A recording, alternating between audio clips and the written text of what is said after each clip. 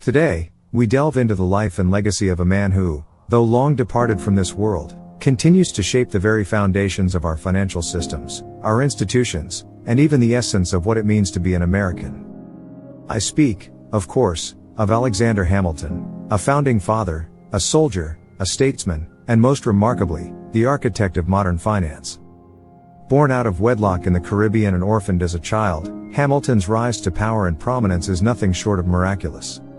It is the quintessential American story, a testament to ambition, intellect, and resilience.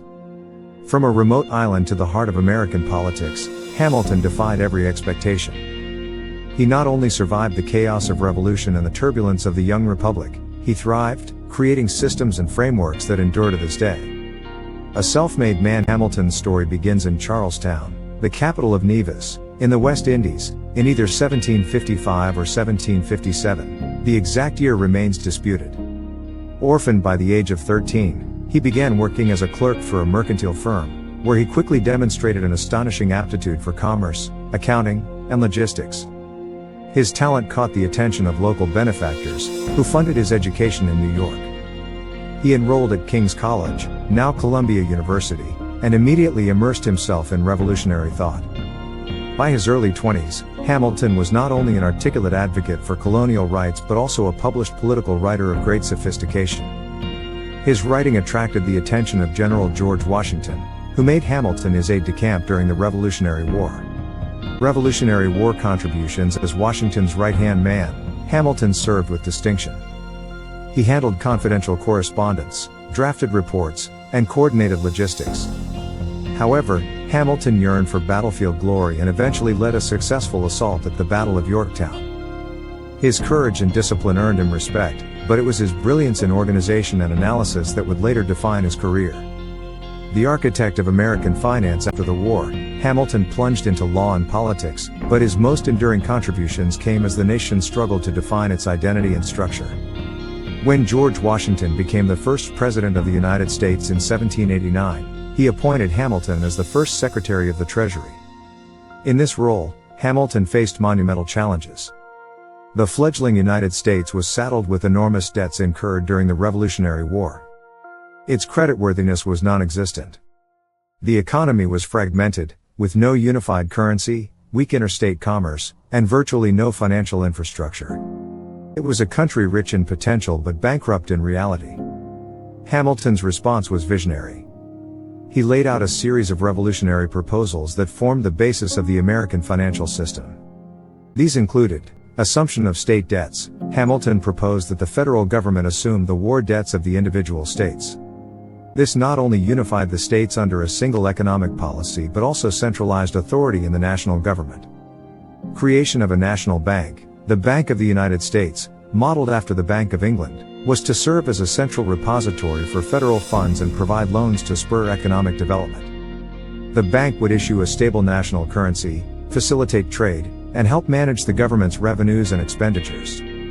The funding system. Hamilton restructured the nation's debt, advocating for the payment of both principal and interest on government bonds. By honoring its financial obligations, the United States would establish credibility both domestically and internationally. The report on manufactures. Hamilton believed that a strong industrial base was crucial to American prosperity. He advocated for protective tariffs and government subsidies to encourage domestic manufacturing, making the case that economic independence was as vital as political freedom. Controversy and opposition. Hamilton's bold agenda was not without fierce opposition. Thomas Jefferson and James Madison feared that his centralizing tendencies would erode states' rights and create an aristocracy of wealth. The debate between Hamiltonian federalism and Jeffersonian agrarianism became the ideological foundation of America's first political parties, the Federalists and the Democratic Republicans. Jefferson envisioned a nation of independent farmers, governed by minimal central authority. Hamilton, conversely, saw an energetic central government as essential to national strength, unity, and prosperity. These debates, although rooted in the 18th century, echo in American politics to this day. Legacy and practice. Despite opposition, Hamilton's policies had a transformative effect. The federal assumption of debt solidified the Union. The national bank brought stability and confidence to American markets. His tax and customs policies generated the revenue needed to sustain the young government. Perhaps most importantly, Hamilton established the principle that the United States would honor its debts. In a time when republics were seen as economically unstable, Hamilton made America creditworthy. This single act invited investment, facilitated trade, and laid the groundwork for future growth. Hamilton also founded the U.S. Mint, established the Revenue Cutter Service, the precursor to the Coast Guard, and reformed customs and taxation, laying down the architecture for what we now recognize as the modern Treasury Department. Hamilton the visionary. What separated Hamilton from his peers was his foresight. He understood that for the United States to survive, it needed more than principles and patriotism. It needed structure, discipline, and a financial engine that could power its dreams. He believed in meritocracy, in the ability of individuals to rise based on talent and hard work.